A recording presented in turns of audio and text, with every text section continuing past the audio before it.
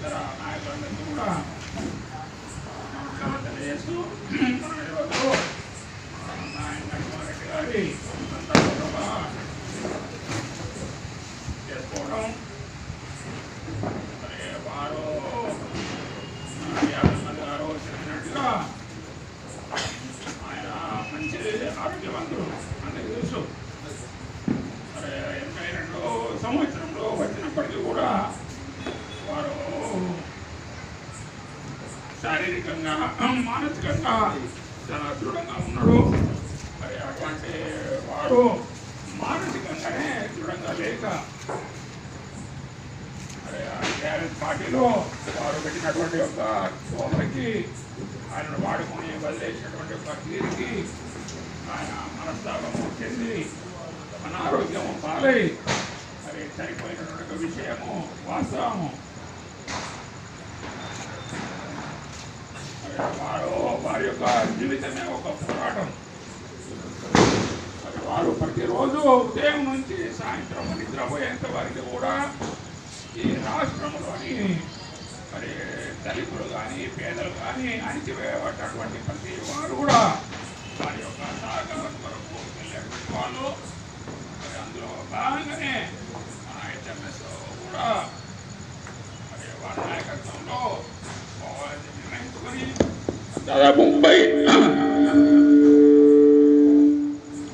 దాదాపు 30 సంవత్సరాలు మన Singareni miners and engineering workers యూనియన్కి నాయకత్వం వహించారు. మరి వారి గురించి వారి యొక్క బయోడేటాని వారి యొక్క జీవిత సంగ్రహాన్ని మీకు ఒక 2 నిమిషముల లోపల తెలియజేస్తాను.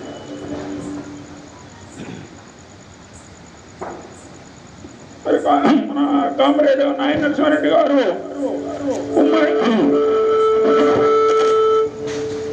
నల్లగొండ జిల్లా దేవరకొండలోని నేరేడుగుమ్మ గ్రామంలో నాయని దేవయ్యారెడ్డి సుభద్రమ్మ దంపతులకు 1944 మే 12న జన్మించారు. తండ్రి వ్యవసాయ పనుల్లో భాగస్వామ్యమవుతూ హెచ్ఎస్సి విద్యార్థులు సాధించారు. గ్రామంలో నెలకొన్నటువంటి ఒక అశాంతి కారణాల వలన హైదరాబాద్కు వలసపోయినారు. వారు చెప్తారు ఏంటంటే మన 2 దోతోని మరి 2 పనిలతోని ఆయన నల్గొండ నుంచి హైదరాబాద్కు వలసపోయాడు. అభ్యుదయ భావాలతో పెరిగినందున సోషలిస్టు పార్టీ ఆఫీస్ సెక్రటరీగా రాజకీయ అరంగేట్రం ప్రారంభించినాడు. అలాగే హిందూ మజ్దూర్ సభ హెచ్ఎంఎస్ అనుబంధ కార్మిక సంఘాలలో కూడా పనిచేసినాడు. 1969 నాటి తెలంగాణ తొలి దశ ఉద్యమంలో పాల్గొన్నాడు. 1970లో వజీర్ సుల్తాన్ టొబాగో విఎస్టీ కార్మిక సంఘం నాయకుడిగా ఎన్నికైనాడు. ఎమర్జెన్సీ ఎత్తివేసిన అనంతరం లోక్ నాయక్ జయప్రకాష్ నారాయణ నాయకత్వంలో ఏర్పాటైన జనతా పార్టీలో చేరారు. ముషీరాబాద్ అసెంబ్లీ నియోజకవర్గం నుండి 3 పర్యాయాలు శాసనసభ్యుడిగా ఎన్నికయ్యారు. టీఆర్ఎస్ ఆవిర్భావం అనంతరము టీఆర్ఎస్ పార్టీలో చేరి తెలంగాణ మలిదశ ఉద్యమంలో నేటి ముఖ్యమంత్రి కల్వకుంట్ల చంద్రశేఖరరావు గారికి కుడి భుజంగా అండగా వ్యవహరించారు. అవిభక్త ఆంధ్రప్రదేశ్ రాష్ట్ర ప్రభుత్వంలో 2005 నుండి 2008 డిసెంబర్ 11 వరకు సాంకేతిక విద్యాశాఖ మంత్రిగా కొనసాగారు.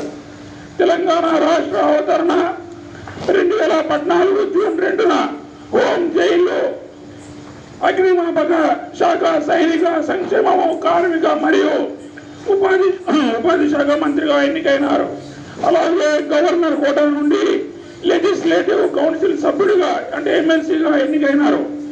రాజకీయ నాయకుడి కంటే మంత్రి కంటే కార్మిక సంఘ నాయకుడిగా హెచ్ఎంఎస్ రాష్ట్ర అధ్యక్షుడిగా హెచ్ఎంఎస్ జాతీయ ఉపాధ్యక్షుడిగా పనిచేయడానికి ఎక్కువ ఇష్టమనేవారు.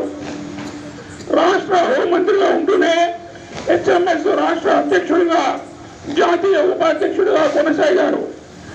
హైదరాబాద్లోని BSP Leyland, Mahindra, Kirby, GVK, నోవాపన, ఆంప్రో, టోపాజ్ ఇతర అనేక పరిశ్రమల కార్మిక సంఘ నాయకుడిగా పనిచేశారు.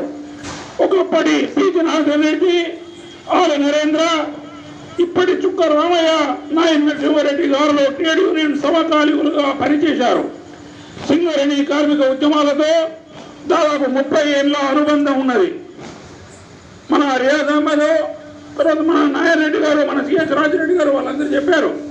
వారి నాయకత్వంలో 1984లో జీడీకే 9వ ఇంక్లైన్ దగ్గర 2 టౌన్ సిఐ లక్ష్మీనారాయణ ఆధ్వర్యంలో నాయన్ నరసింహారెడ్డి మరో 8 మంది నాయకులపై ఇస్మా కేసు నమోదు చేసి మంత్రి కోర్టులో హాజరుపరిచినారు. అప్పటి పాత పోలీస్ స్టేషన్ దగ్గరే ఖాళీ స్థలం బహిరంగ సభలకు వేదికగా ఉండేది. హెచ్ఎంఎస్ నాయకులుగా నాయన్ నరసింహారెడ్డి, సుందరేశ్వర్, కాంత జనార్దన్ రావు ఉపన్యాసాలు వినడానికి 5,000 మందికి పైగా మించి కార్మికులు హాజరయ్యారు. ముఖ్యంగా నాయన్ నరసింహారెడ్డి ఉపన్యాసం వినడానికి కార్మికులు ఇష్టపడేవారు, అధికారులు భయపడేవారు. ఎందుకంటే పలానా బాయ్ మేనేజర్ పేరు పెట్టి పోకడలను ప్రదర్శించుతూ కార్మికులపై ఉక్కు పాదం మోపుతున్నాడని సదరు మేనేజర్ సక్రమంగా మసలుకొని కార్మికుల మంచిగా మెదలాలని ఉపన్యసించేవారు.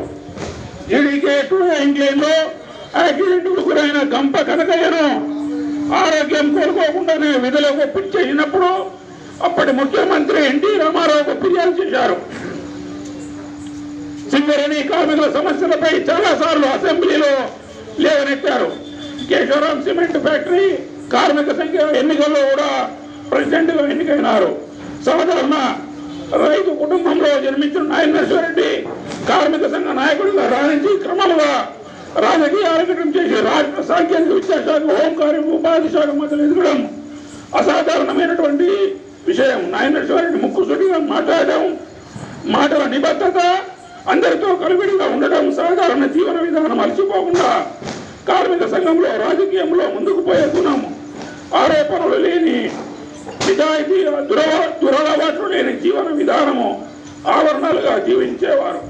నేటి రాజకీయ నాయకులతో, ట్రేడ్ యూనియన్ నాయకులతో పోలిస్తే నాయన్ నరసింహారెడ్డి గారి జీవితం ఆదర్శవంతమైనది. జోహార్ నాయన్ నరసింహారెడ్డి గారికి, జోహార్ నాయన్ నరసింహారెడ్డి గారికి.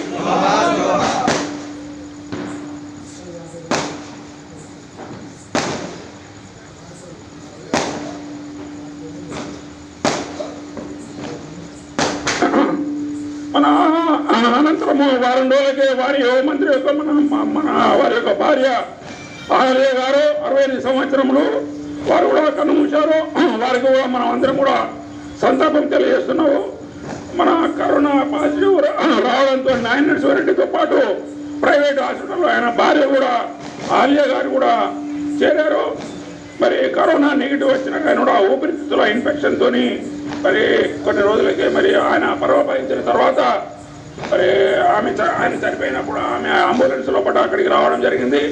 మన రియాజ్ అహ్మద్ గారు వారి యొక్క అంత్యక్రియలకు వెళ్ళడం జరిగింది. మరి వారికి కూడా మనందరి తరఫున, హెచ్ఎంఎస్ తరఫున, మన Singareni miners and engineering workers union తరఫున సంతాపం తెలియజేస్తూ నాకు ఇచ్చినటువంటి అవకాశానికి మీ అందరికీ ధన్యవాదాలు.